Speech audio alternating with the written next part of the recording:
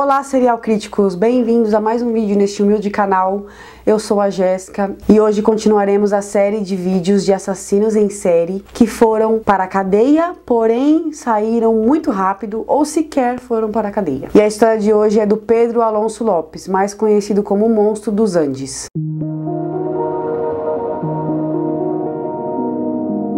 Pedro Alonso Lopes nasceu em 8 de outubro de 1948 em Santa Isabel, Tolima, na Colômbia. Ele era filho de Belinda Lopes de Castaneda e Mirando Reyes. O pai dele morreu antes dele nascer, em abril, e para a mãe dele sustentar a família, ela teve que trabalhar como prostituta. Ele foi expulso de casa com 8 anos de idade, quando a mãe dele o pegou acariciando os seios da irmã mais nova.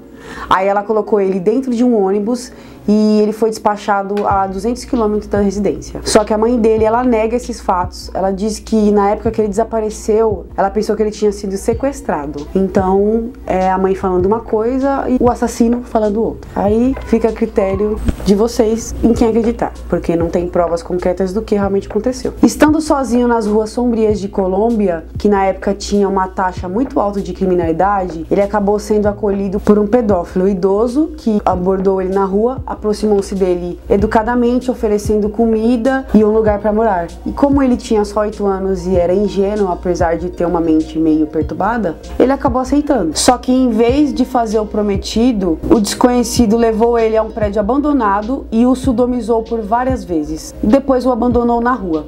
Mais tarde ele disse: "Eu perdi minha infância com 8 anos de idade, então eu decidi fazer o mesmo com a maioria dos jovens que eu pude." Com 18 anos de idade, ele foi preso pela primeira vez por vários roubos e furtos e foi espancado na cadeia. Ele acabou matando 4 dos seus agressores, todos da mesma gangue. Depois de um tempo ele foi solto, só que ele começou a fazer coisas piores ainda. Ele passou a matar crianças e jovens do sexo feminino de 9 a 12 anos. Aos 30 anos de idade, ele já tinha matado mais de 100 garotas no Peru e resolveu se tornar um nômade. Digamos que é um nome cult para andarilho. Então ele acabou passando temporadas na Colômbia e no Equador. Em todos os países ele matava crianças, cerca de 3 crianças por semana. Em certa ocasião, ainda no Peru, ele foi capturado por membros da tribo Quechua enquanto tentava sequestrar uma menina de 9 anos. Ele recebeu a sentença de ser enterrado vivo, mas conseguiu escapar da morte por conta de uma intervenção de missionários que não fazia parte da tribo e convenceram a população a entregá-lo à polícia. Depois disso, ele foi deportado para a Colômbia, onde continuou a matar. Os crimes só pararam em 1980, quando ele foi capturado tentando sequestrar a filha de 12 anos de Carvina Poveda. Elas estavam no Plaza Rosa, que era um mercado, e a mãe observou de longe que ele pegou a mão da filha e começou a andar com ela, e ela saiu correndo perseguindo ele pedindo ajuda. Foi aí que os feirantes o cercaram e o seguraram até que a polícia chegasse. A polícia desconfiou do silêncio dele, então eles decidiram vestir um padre de prisioneiro e colocar ele na mesma cela, tentando arrancar dele alguma confissão. O nome do padre era Córdoba Gudino e depois de conseguir a confiança dele, ele conseguiu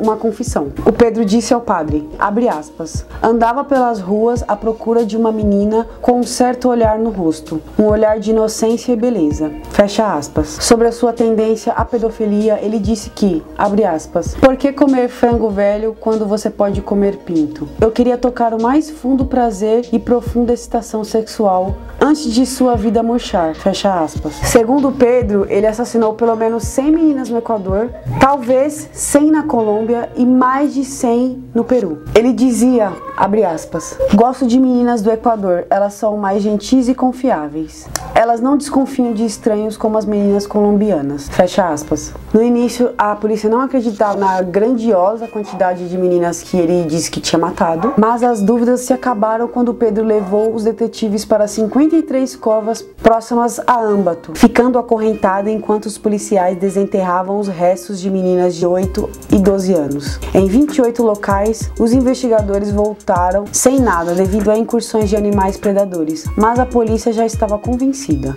Apesar de existirem provas de 53 crimes, ele acabou sendo condenado a 110 crimes que ele confessou. Porém, a lei equatoriana da época só permitia uma pena de um período de até 16 anos. Ele acabou sendo internado em uma clínica psiquiátrica psiquiátrica, onde passou 14 anos e foi liberado incondicional por conta do seu bom comportamento na instituição. Na clínica, ele confessou ter matado outras 240 meninas, totalizando mais de 350 em toda sua trajetória criminosa. Mesmo assim, a condicional permaneceu em pé mediante algumas condições, como se apresentar periodicamente às autoridades. Segundo Pedro, abre aspas, foi um momento divino, quando eu coloquei minhas mãos em volta do pescoço das meninas e vi a luz de seus olhos desaparecer. Só quem mata sabe o que estou dizendo. Fecha aspas. Durante a condicional, ele até tentou manter as regras, porém não durou muito tempo. Em 1998, ele fugiu sem deixar nenhum rastro. Em 2002, um novo mandado foi emitido pela polícia de Colômbia, já que uma jovem foi encontrada assassinada com um modus operandi muito parecido com o de Pedro: estupro e estrangulamento. Apesar disso, ele nunca mais foi encontrado.